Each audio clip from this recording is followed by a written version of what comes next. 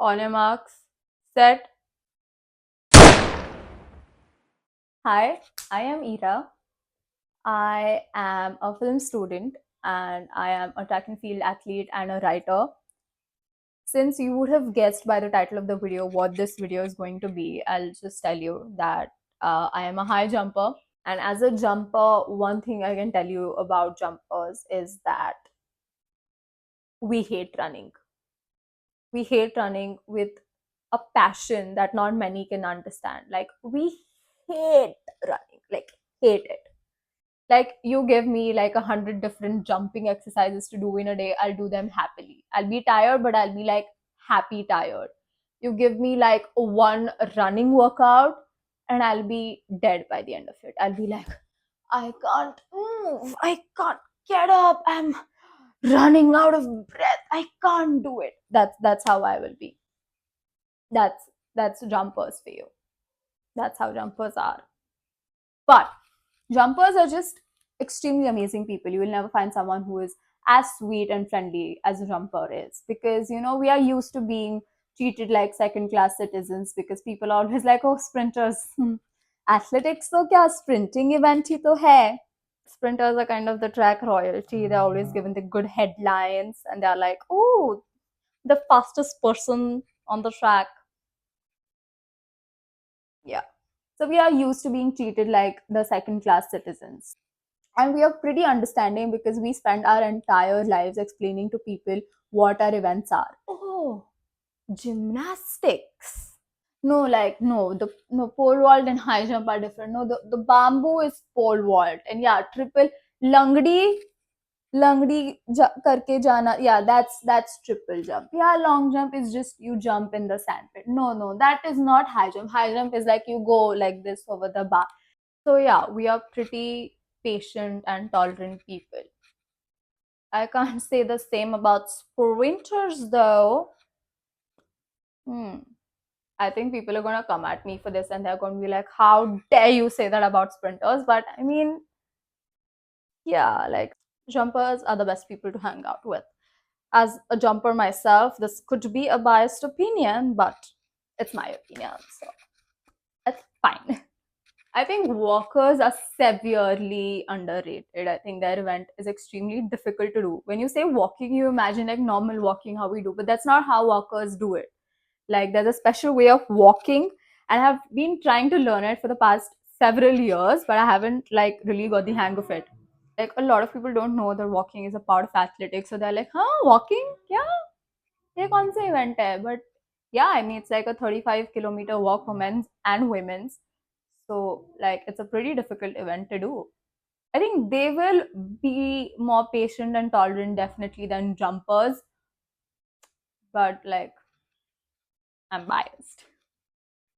Then you have the throwers who are like beasts. Like, they are like the gym favorites. Every time a thrower enters the gym, he or she, they come out ruling the gym. Like, they become the gym favorite. They are like the poster heroes and heroines of gym bros.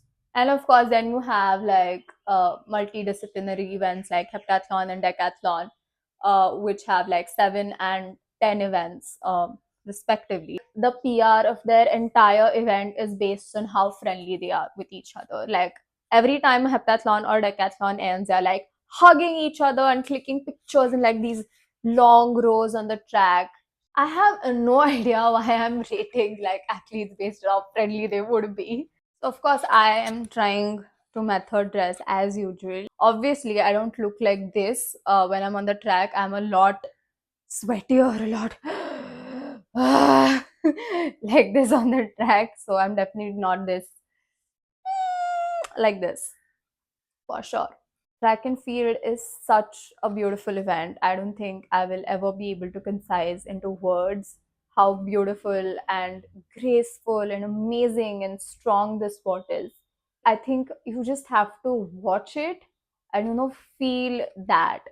You'll feel that energy, you'll feel that vibe when you watch a track and field event, any event. And even you probably won't be able to explain what it does to you, because it does something to you. You can't explain it, but you feel amazing about it. You feel like, "Woo." As a fan, I can guarantee that you will not be disappointed if you give any track and field tournament a watch.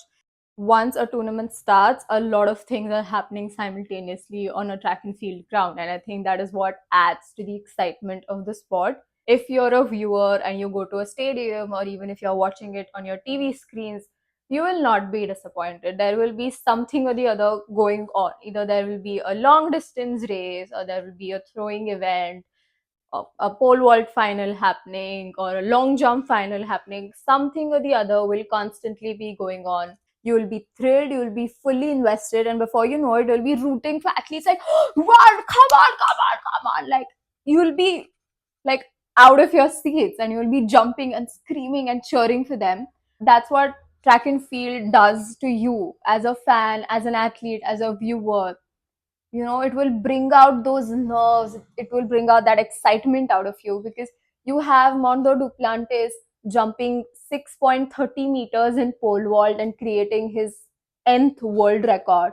And then you have the current women's 400-meter hurdles world record holder Sydney McLaughlin-Levrone running the 400-meter flat for the first time in her life at a global stage, and she'll be running a sub 48-second race and winning the final. Like, she's the world champion in 400 meters now, and she's the second fastest 400-meter sprinter of all time. What? As I said, there's something or the other constantly going on.